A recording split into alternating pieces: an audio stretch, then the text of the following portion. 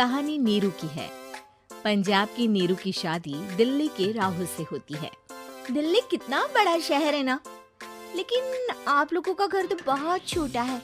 हमारे पंजाब में तो ये बड़े बड़े घर होते हैं कि मजा ही आ जाता है। कोई बात नहीं नीरू, मैं भी तुम्हारे लिए बहुत बड़ा मकान बनाऊंगा बहुत जल्दी। नीरू के पिता जहाँ पंजाब के जाने माने व्यापारी थे, वहीं उसका पति राहुल दिल्ली में एक सिंपल नौकरी करता था। माँ, यहाँ तो घी मक्खन इतना महंगा है कि क्या बताऊँ। मैं तो तरस ही जाती हूँ घी खाने के लिए। नीरू की माँ को ये सुनकर बहुत दुख होता है। मेरी बेटी को घी नसीब नहीं हो रहा है और ये बहू यहाँ बैठकर घी में शक्कर डाल रही है। देख वनीता, मैं साफ कह रही हूँ, इससे घर में जितना घी आएगा उतना ही मेरी बेटी के घर दिल्ली भी जाएगा। अरे ये क्या बात होती है माँ जी? बेटी का उतना ही करो जो अच्छा लगे। अब क्या मायके से घी और मक्खन तक की सप्लाई करोगी आप? हाँ, मेरी बेटी किसी चीज को तरसे मुझसे बर्दाश्त नहीं होता। अब क्या था, नीरू के मायके में 2 किलो घी आता तो 2 किलो दिल्ली जाता नीरू के पास। एक दिन, माँ बड़ी गर्मी पड़ती है दिल्ली में। इस घर में तो एक ही एसी है और वो भी ड्राइंग रूम में। सारा परिवार एक ही कमरे में सोता है। हाँ बेटा, वो तो हर घर की कहानी है। यहाँ भी एक ही एसी है। अरे बिल इतना आता है कि क्या बोलूं। तभी वहाँ राकेश आ जाता है। माँ, थोड़ी देर में यहाँ कुछ प्लम्बर आएंगे मेरे कमरे में एसी लगाने। जरा ध्यान से लगवा देना ना माँ। ओए, ऐसे कैसे तेरे कमरे में एसी लगेगा? हाँ राकेश, एक बार बात तो कर लेता। अरे पापा, वो वनिता को गर्मी में नींद नहीं आती। ड्राइंग रूम में सबके साथ सोने में वो अनकंफर्टेबल है, इसलिए। अरे पूरे परिवार के साथ वहाँ तेरी बहन नीरू भी तो सोती है। वो नहीं हो रही क्या अनकंफर्टेबल? समझ रहा है ना? अगर एसी लगेगा तो एक दिल्ली में तेरी बहन के कमरे में भी लगेगा, तभी तू लगा सकेगा। राकेश वनिता को सारी बात बताता है। वनिता करती भी क्या, मन मार कर बैठ जाती है। माँ, ये लोग ठीक नहीं है, क्या करूँ मैं? अरे बेटी, यहाँ आ जा, तू यहाँ आकर रह ले। अरे छोड़ दे ऐसे पति को। कैसे छोड़ दूँ माँ? समाज क्या कहेगा, लोग क्या कहेंगे? वैसे भी मेरा एक बेटा है मयंक। अरे हटा बेटा, तेरी उम्र ही क्या है, इतनी परेशान रहेगी तो काम कैसे चलेगा। खैर, बात आई गई हो जाती है।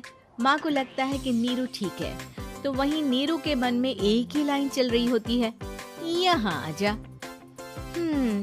माँ ने तो बोल ही दिया है कि यहाँ आजा। बस मयंक थोड़ा सा बड़ा हो जाए, इन गरीबों को छोड़कर मैं वापस माँ के पास ही चली जाऊंगी। वो इसी सोच में बाजार में चल रही थी कि मैम, आपका दुपट्टा जमीन को छू रहा है। नीरू जैसे ही उस लड़के की तरफ देखती है, देखती ही रह जाती है। हाय रे, कितना सुंदर लड़का है ये। अब क्या हुआ? मैंने कहा आपका दुपट्टा। तो खुद ही उठा कर दे दो ना। लड़का समझ जाता है कि नीरू उस पर फिदा हो चुकी है। वो उससे उसका नंबर लेकर चला जाता है। अब क्या था, नीरू और रोहित में लगातार बातें होने लगती है। मैं हरियाणा का रहने वाला हूँ, यहाँ एक बड़ी कंपनी का मैनेजर हूँ। अच्छा, और कितने बच्चे हैं तुम्हारे? बच्चे? अरे मेरी तो शादी भी नहीं हुई है। तुम बताओ, शादी करोगी? नीरू शर्मा जाती है। अब लेकिन मैं तो पहले से ही शादीशुदा हूँ। मुझे फर्क नहीं पड़ता, बस तुम शादी कर लो, भाग चलते हैं। बहुत पैसे वाला हूँ मैं, हमेशा खुश रखूंगा तुम्हें। नीरू रोहित से मिलकर सारा प्लान बना लेती है और फिर एक दिन घर से भाग जाती है। दोनों शादी कर लेते हैं। शादी के बाद, क्या बात है नीरू, तुम्हें परेशान सा देखता हूँ, सब ठीक तो है ना? हाँ हाँ, सब ठीक है।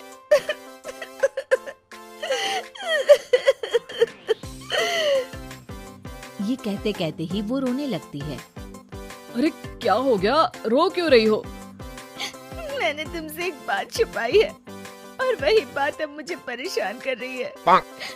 रोहित, मेरा एक बेटा भी है, उसका नाम मयंक है। क्या बात कर रही हो? ये तुमने मुझे पहले क्यों नहीं बताया? देखो नीरू, मेरी माँ को मैंने ये नहीं बताया है कि तुम शादीशुदा हो। बच्चा मैं मैनेज नहीं कर पाऊंगा। नीरू को समझ में नहीं आता कि वो क्या करे। तुम उस बच्चे को अपनी माँ को क्यों नहीं दे देती? नीरू चुपके से माँ को फोन करती है। माँ, क्या मयंक को तुम रख सकती हो? बेटा, मैं राकेश के साथ बात करती हूँ। आखिर घर का बेटा वही है, जो वो बोलेगा। वैसे भी बेटा, तूने जो किया है ना, उसके बाद से पूरा घर तेरी बुराई कर रहा है। मैं भी अब किसी से तेरे लिए लड़ नहीं सकती। राकेश बेटा, नीरू ने तो जो किया बहुत ही बुरा किया, लेकिन मैं सोच रही थी कि क्यों ना मयंक को हम यहाँ ले आए। तभी वनीता बोल पड़ती है। वाह जी, ऐसे कैसे यहाँ ले आए? यहाँ क्या भंडारा भरा है? और जिस बच्चे की माँ ने नहीं सोचा, उसके लिए हम क्यों सोचे? नीरू को एक बार तो अपने बच्चे के बारे में सोचना चाहिए था ना। अरे लेकिन तेरे पास भी तो लड़का नहीं है ना वनीता। माँ, वनीता ठीक बोल रही है। कल को वो बड़ा होकर इसी घर का हिस्सा मांगेगा तो हम क्या करेंगे? माँ कहती भी तो क्या, वो चुप रह जाती है। वहीं नीरू का पहला पति कहता है। माँ, अगर आज भी वो वापस आ जाए तो मैं उसे माफ कर दूंगा।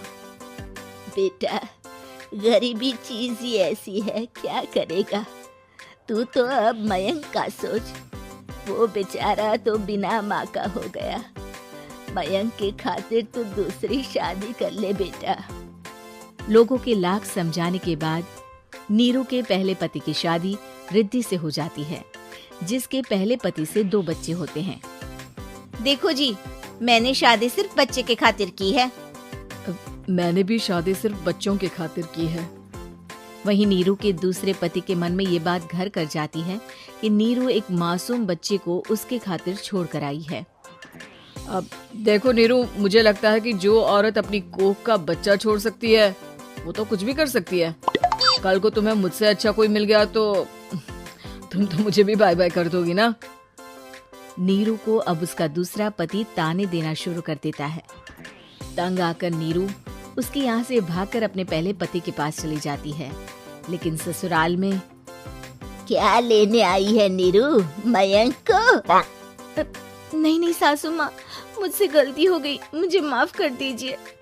नीरू, अब वक्त खत्म हो गया है, मेरी शादी हो चुकी है। तो छोड़ दो ना उसे, हमारा बच्चा है। मैं आपको अपनी माँ नहीं मानता, मेरी नहीं मान तो बात अच्छी है। नीरू मयंक की बात सुनकर समझ जाती है कि उसके पास अब न आसमान रहा, ना ही जमीन।